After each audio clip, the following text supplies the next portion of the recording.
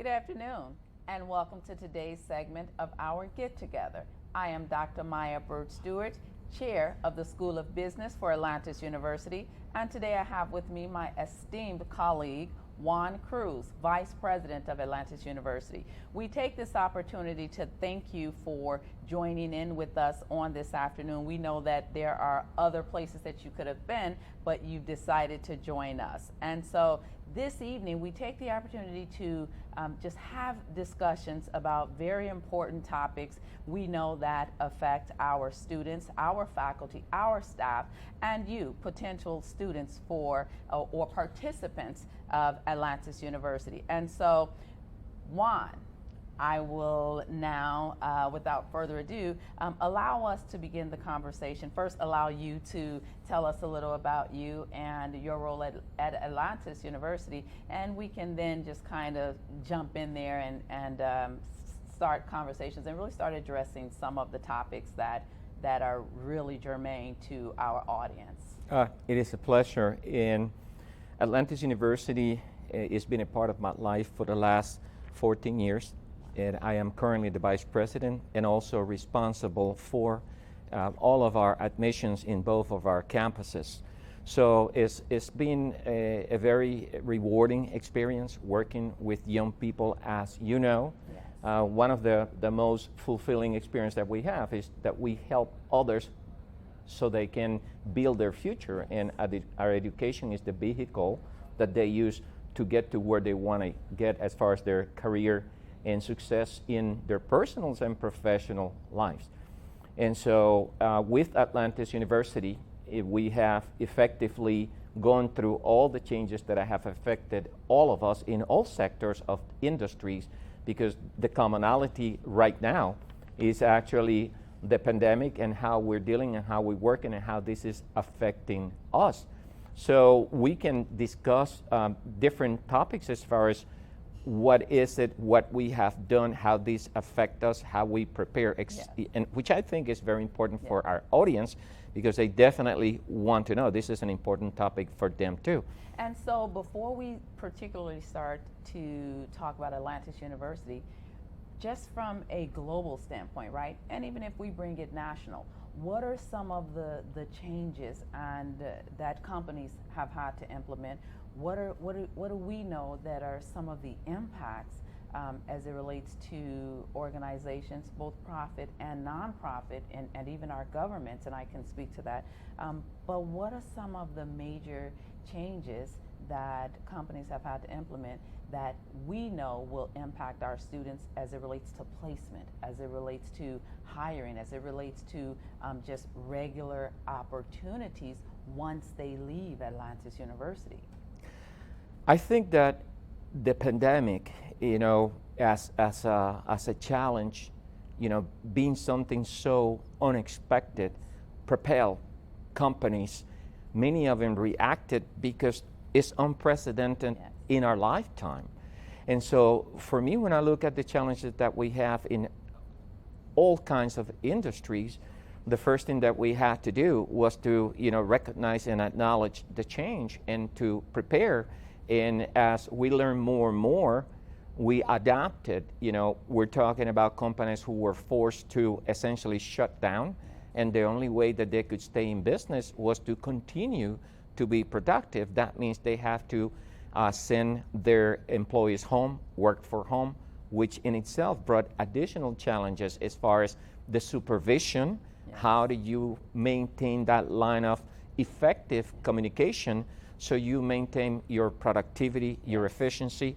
How do you assess what is their actual productivity, and the different types of metrics that we've been forced to establish? But it also has been a tremendous learning experience, because for many companies, to include ourselves, we have to access technology, we have to expand the use of technology, and we also have to make sure that our employees give them the confidence that they were safe, and that we will continue to operate, that we will continue to give the service to our students, to our staff.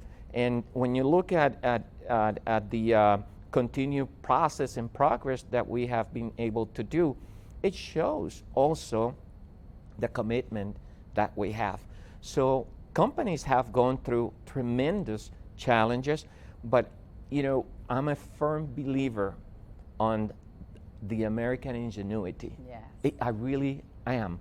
You notice that whenever we go to these type of challenges, it comes to fruition. Absolutely. I mean, there are Yes. so many people entrepreneurs Yes. that help come up with solutions, things that if it wasn't for the pandemic, nobody would have thought about it. And I think also this have made us better leaders. Because it's easy to lead when everything is going perfect, right? But Yes. you and I know we're both are veterans, and we understand that we laid out a plan, and we developed the plan. We go out there and we put the plan in place. Yes. Then we have to supervise and execute. Yes. And so you can have the best plan in the world, but when you actually execute it, it never works the way it was designed to do.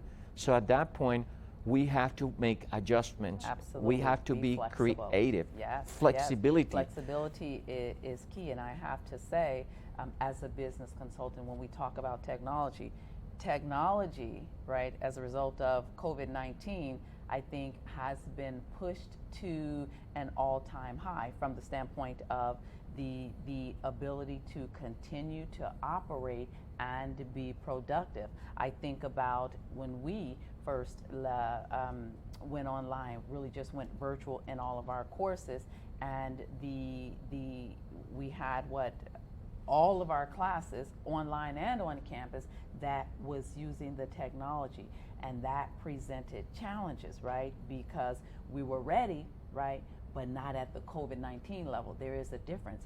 And was Atlantis University behind the 8 ball? Were we, just not prepared? Did that show a lack?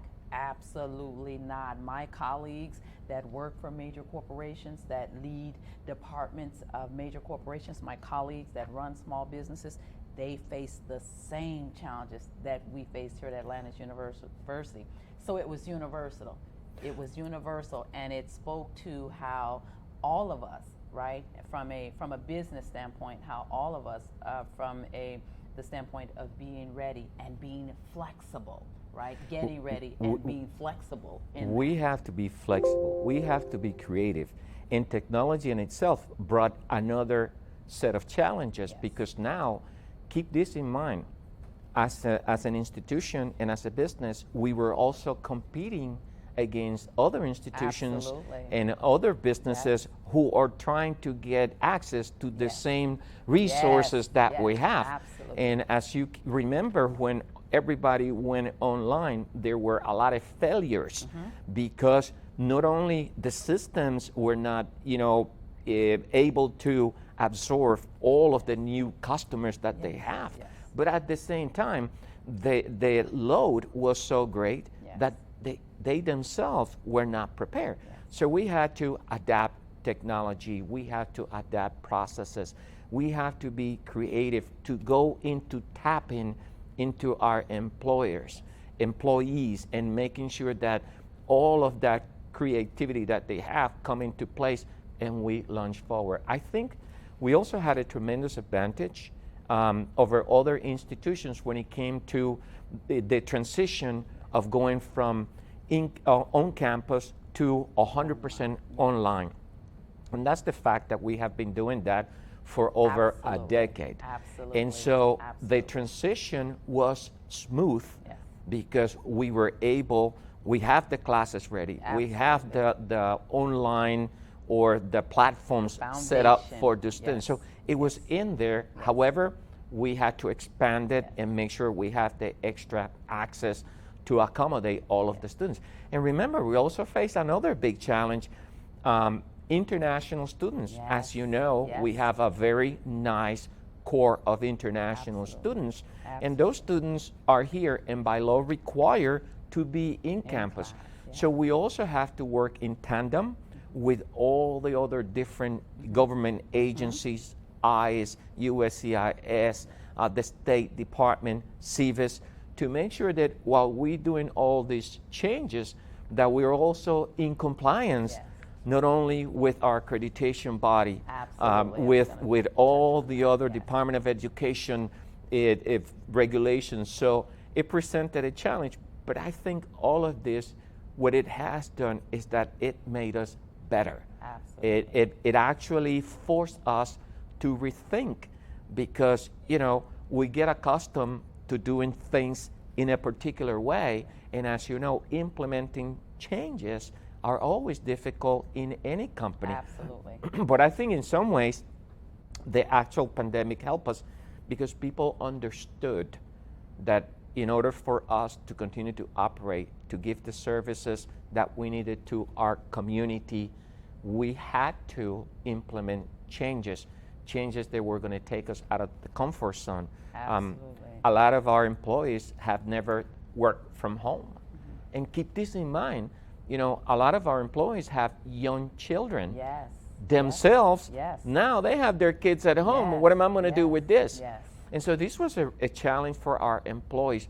But as we continue to move forward and our leadership, came together in a beautiful way, and we were able to establish all different types of ways to assist, because you have to assist your employees, to supervise, to hold accountable, and at the same time maintain that very excellent service that we're so proud of being able to share with students. Absolutely. And so yesterday, as a matter of fact, we had an activity in which we were talking about the service that we give the students, and in this particular time, one of the challenges is that the students are not physically here. So how do we reach out to them? How do we make sure we support them? How do we make sure we're there so they feel that, whether they're in campus or not, they're receiving the same type of And service? I certainly can speak to that. And before I do, though, I think that wholeheartedly and 1,000%, when you talk about the adaptation, the ability to be flexible, and just making it happen in spite of our conditions. Atlantis University, we shine bright. I think that our staff and our employees, our students, I think we have done it well. Are there some things we could have done better or we can do better? Yes, but I think that in terms of being able to rebound and being better positioned and moving forward, I think we've done an excellent job. And so to echo what you said, in as many ways that we can find, the pandemic has been a nightmare, or certainly not a good experience for most of us globally. From a business standpoint, it has caused us to be bigger and better. And I think we've been able to do that exceptionally well here at Atlantis University. Now, as it relates to what it has caused us to do, to have to do, and how it has affected us, the level and the quality of service that we offer our students, we understood from day one, the minute, and you and I have had this conversation, the minute we knew that our students couldn't return to class because we had to be proactive and to protect them and to be responsive to the new environment that we were operating within. One of the first things we talked about was, how do we make sure that we continue to deliver the level of service that our students expect, not necessarily what they pay for. We understand it's paid for, but how do we continue to deliver the level of service that our students are accustomed to? And one of the ways, many ways we've done that, and we continue to do that, but certainly outreach, right? Certainly having that one-on-one. As you know, we put a support team in place. We've spoken to probably every student that attends Atlantis University in some form or fashion, whether it's via the email, right? In the classroom, faculty are required to call students, particularly if they're not engaged in the classroom or engaged in their studies. We have a support team. In addition to faculty, we have a support team that supports faculty by placing calls. What can we do? What's happening? Let's readjust the schedule, right? Let's readjust the curriculum so that we can make sure that assignments are turned in based on students' situation. We have some students that actually experience having COVID-19. Well, no, the requirement requirement was not that you show up and you still turn your assignments in on time. We worked with those students so that they could still meet their obligation as it relates to their studies. Remember, this is not just school for many of our students. We have a lot of international students, as you've spoken about, right? Our students are passionate about their studies at Atlantis University. They're serious.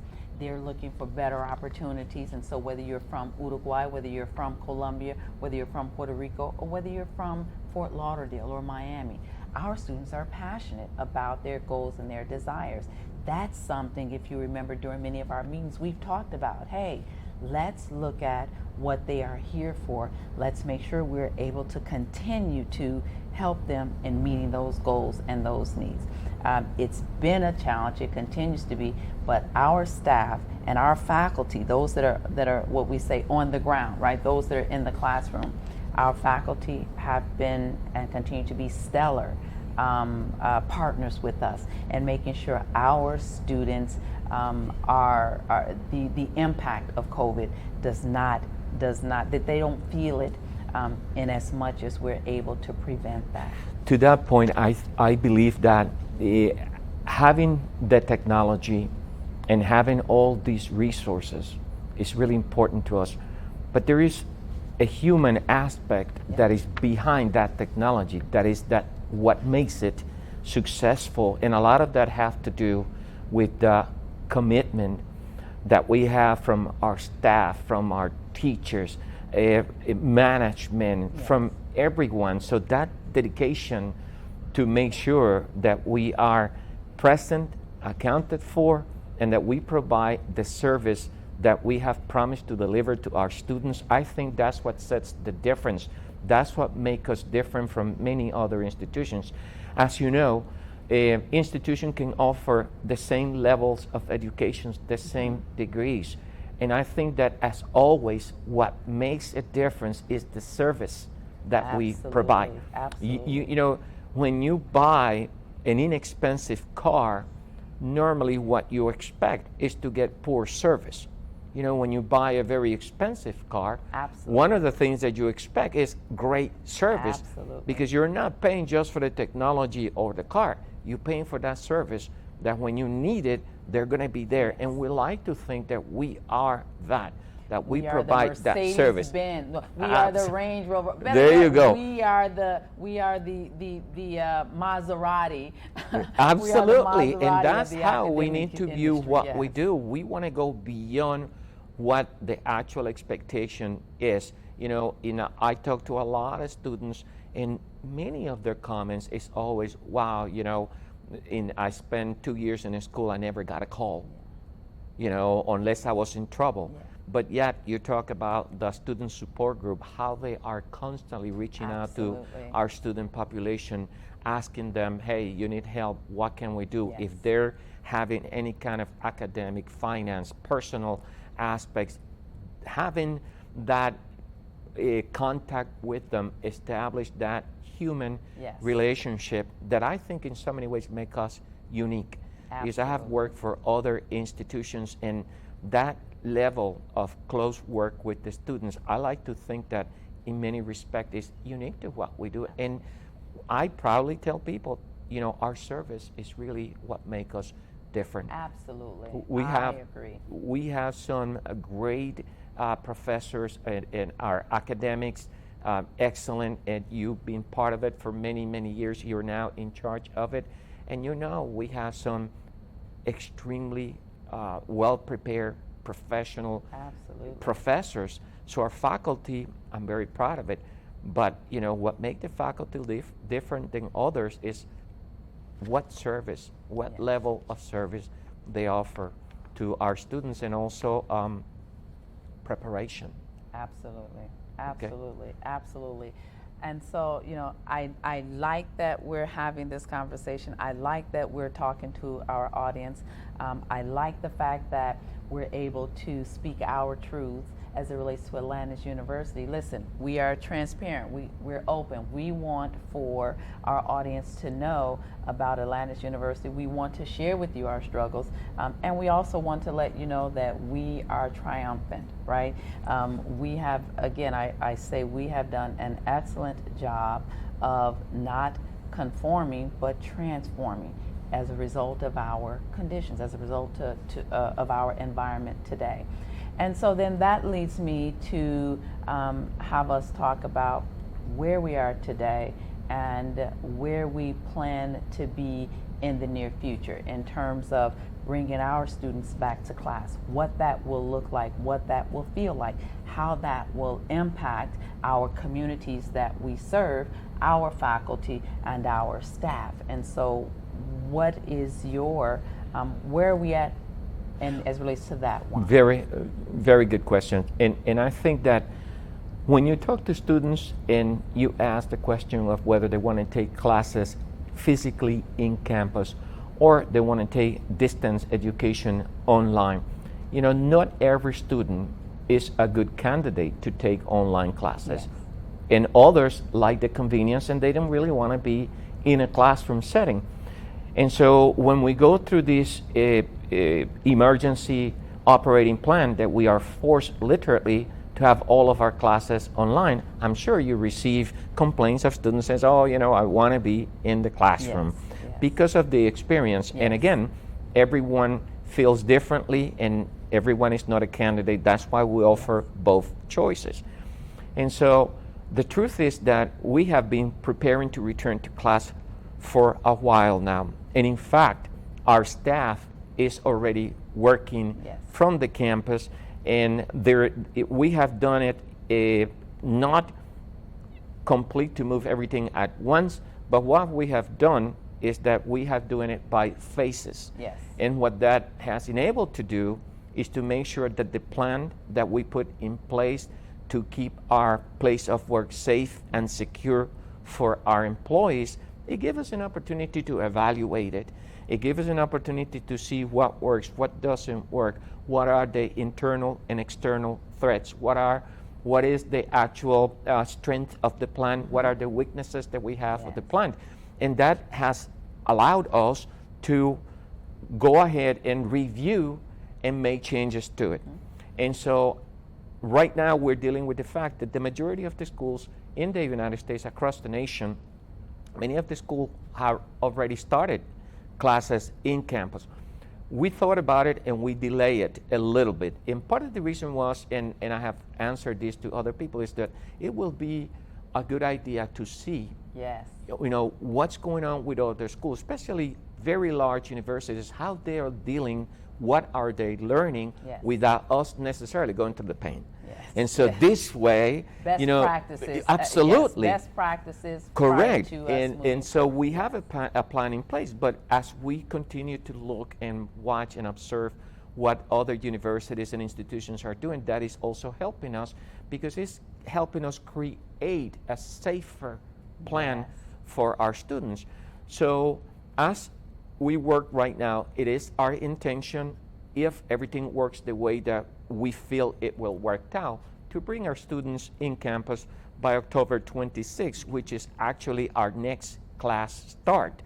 But we want to do so in a limited basis so that they don't have to be here in a full curriculum 2, 3, or 4 times a week, depending on the programs. We'll stagger the requirement or the presence. Correct. So there's 2 things that we can do. We can stagger the classes, and at the same time, we can minimize the amount of time they have to be in the classroom by using a hybrid type model. So they'll come to class once a week. And as we implement and we watch how we're able to maintain the safety and security of all of our staff and our students, then we can continue to bring the students as we feel more comfortable that we can continue that same level of safety for all our students. And one of the things that I'd like to make sure that our audience understands, our students and our audience understands, is our accrediting body. We work close with our accrediting body so that those that may be concerned, well, I'm here and I have a requirement to be on campus, but what will happen, because this is what my degree requirement has been. We have been able to get approvals, the appropriate approvals for online learning, particularly for our international students. As you've said, there are federal agencies that we have to answer to. In addition to, we submit a program and we say this is the way it will operate. Well, COVID-19 caused us to have to make adjustments, and our accrediting body said, yes, we will authorize this. Yes, you can move forward in this way, and in terms of offering degrees that are from an accredited university, it won't impact you. So it's definitely important that our students and that prospective students understand that from an accrediting standpoint, we are in good standing. We can still issue some of the top degrees. To your point, very important. Remember, that's also part of the overall challenge. While we're doing all these changes, we have to make sure that we're staying in compliance with all the regulatory, federal agencies, state agencies, local agencies, including accreditation, financial aid, all of the government agencies, from the State Department to USCIS, all of them. And so while we work, we have to make sure that we stay in compliance, not only for our sake, for that of our students, because we always think on, okay, if we do this, how is this going to affect our students?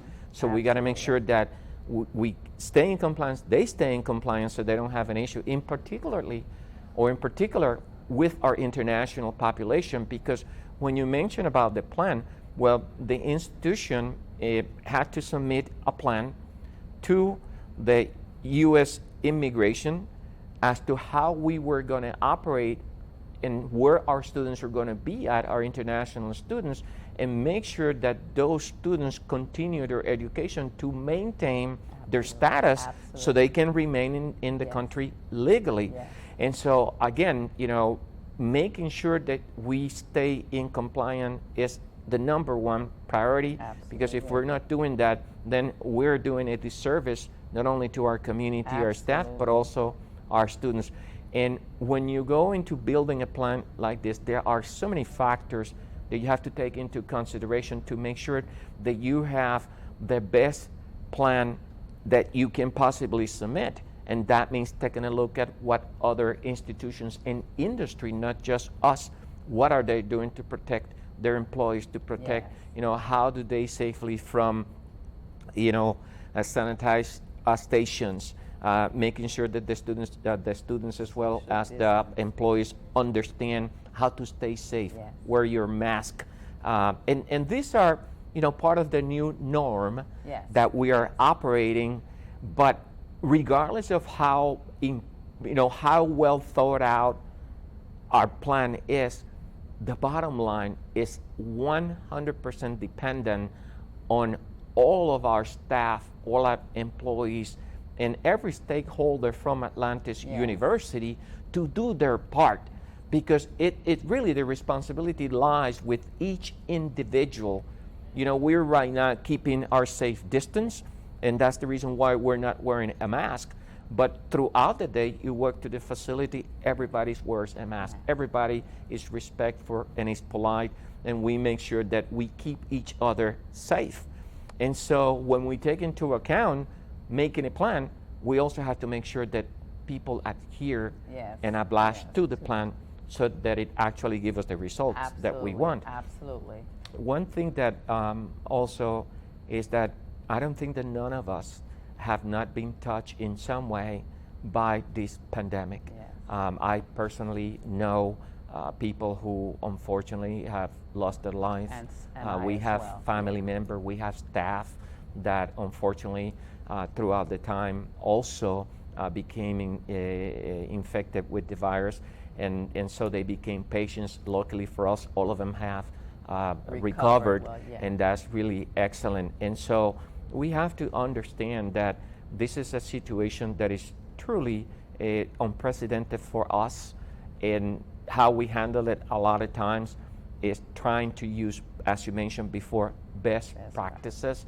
But also to best practices, we have to apply common sense. Absolutely. Because Juan. that's really Absolutely. where people understand, and a lot of the policies that we have in place are basic common sense, but we have to follow it because we know that if we do, our plan will be successful and we're going to be able to keep our students, also our staff, safe. And that's the bottom line. We want to Absolutely. make sure that while we provide them the level of education that they came here to get, that this is a safe environment for all of us, our employees, all of our students. So we want our students and our audience right now to know that this is our priority, to make sure that the plan that we have in place keep all of us safe, and at the same time that you guys feel comfort and secure that you're going to be here, that you're going to continue to do your classes, and that you are going to get your education. And as long as all of us comply, all of us will stay safe. And so, with that being said, we talked about October 26th being our next term start, and when we expect to start returning students to class. And so some of the safety measures you've already mentioned, but we'd like to reiterate some of the safety measures that we will ensure are in place. We've talked about a hybrid format, right? Correct. Of attending classes. And so for our undergraduate classes and graduate classes, they will attend class on campus one day, and then the remaining of their courses or classes within the term will be conducted online, which is a format that they are very familiar with already. And then when they are on campus, Juan, you've talked about it, the sanitization stations, right? Classrooms where we make sure that the desks are at least 6 feet apart. And then for those classes where we have the table settings, we make sure that there is 6 feet in between each student. And so I think that that's key and that's critical that our students understand, and certainly those prospective students understand. It won't be business as usual, and so when we talk about safety, we're serious about that, and we will implement those practices that allow for the social distancing as well as masks, and being able to ensure that you're able to sanitize your hands, you're able to sanitize your space prior to coming to class, immediately after class. Correct. When we have a new group that will come in. Well, remember when we began the process of bringing back our own staff, Yes. and I gotta say, admissions was probably the first group that began the phase in, and we're working 3 times out of the week.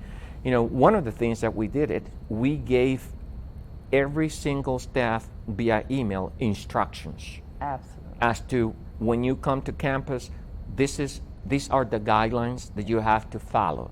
You have to wear your mask when you're in the hallways. If you have an office and no one is near you, that's the only time you can take your mask. Social distancing. So the same effective communications have to take place for all of our students. Absolutely. So they will get an email. In that email, they'll get guidelines when you come to the building, what to do, what not to do, when to do it, etc. And even though this is something that is basic, we have to be that way because it's so important for everybody to understand what is it that they have to do to stay safe. And we cannot assume that they do. Absolutely. We have to make sure, we have to check.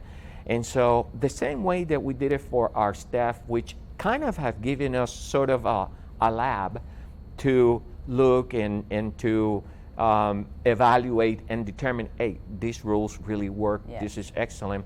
So we have already learned from that, and we've been doing it now for over a month. And so reopening the school, bringing the students back into campus is something that we're not taking lightly, and we will make sure they receive. And maybe at some point we will probably have a conference or an orientation for all of our students before they come to class, so we can brief them and make sure they understand what they need to do to keep themselves and all of us safe. So effective communication is a key to make sure that we spread the word and give the guidelines for the students to know. Our staff, pretty much because they're being in and out, they understand and they know it, but still it's always good to go back and review to make sure that we don't fall into being complacent and kind of let our guard down, because this is when this disease take advantage of every opportunity. So we can do things 1,000 times perfect and then let our guard down one time, and that's the one time that unfortunately you become in contact with someone, and that's how you get sick. So we have to be 100%. This is not a 99.99. No, we have to be 100% all of the time. And we have taken into consideration so many things. I mean, even things that were considered minute or maybe not important, it didn't matter. We evaluated all of these different factors that are going to be affecting our students to come in, to give them a safe and sound plan so that we can reassure them that they're coming back to a safe environment. But it's going to be only as safe as they make it. So if they follow the rules and they do everything like they're supposed to, I assure you, I'm going to come to work, I'm going to be just as safe as anywhere else, and we're all going to continue, and we're going to be able to reach all of our goals. And we mentioned that October 26th being our next class start. That's not entirely true, because we have classes beginning on Monday. However, the classes that we got starting on Monday are still 100% online. The October 26th is going to be actually our first start that we expect our students, and we're talking about only on-campus students, because obviously our distance education will continue education. For them, there was never any change. Absolutely. And so it's not going to affect them at all. Okay. And so excellent, excellent, excellent, excellent.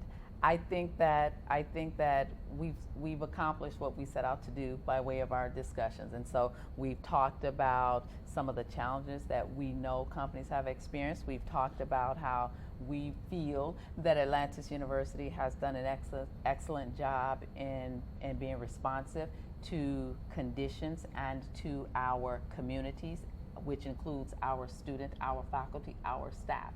And so we've briefly discussed what our existing students and faculty can expect when they return to the building. We hope that we've been able to share with our audience enough information and assure them to the extent that if Atlantis University is a choice that you are considering as you are desiring to pursue academic excellence, what better place than Atlantis University? And so these kinds of get-togethers, the title is Get Together, and so these kinds of get-togethers, we will have more topics and more discussions in moving forward, and we hope that we're able to get even a greater audience, particularly those that are interested in joining us, but certainly those that are already with us. Very and so good. what we before we go, I just want to say one last thing. This is very important because a lot of people throughout this entire pandemic and this emergency have had to make a lot of changes to their life. And one of the changes that they made in a very positive way was that they chose to go to school because they view this as an opportunity. And so I will ask our entire audience, especially students or people who are thinking into coming to the school, not to fear, not to be afraid. We have to be concerned, and we have to keep our security and safe, and we have to be cautious. But we cannot live in fear. And I am absolutely believe that, it's going to take time, it's going to be painful, but at the end of the day, this is going to be over, and as a society, we're going to be better off, we're going to be stronger, and we're going to be greater. And on top of that, all these ideas that have come out of this emergency are going to revolutionize a lot of the ways in which we do business, which is going to be for the better. So we don't need to fear, we don't need to be afraid. We have to be cautious, and we have to make sure that we don't take anything for granted. But at the same time, I am looking forward towards the future, because I think Atlantis University, I think that our students, our staff, we have a very bright future. And as a country, regardless of what challenges we have, this is my country, this is the greatest country on earth, and we're going to be making it a better one. Thank you. Absolutely. And so on that note, takeaways, or if I could give key takeaways: stay safe and maximize at Atlantis University. Absolutely. And so we'd like to thank our audience. We'd like to thank those of you that have tuned in with us. We ask that you stay tuned. We have many more of these kinds of get-togethers that we will hold on a continual basis with different topics that we know will be of interest to you.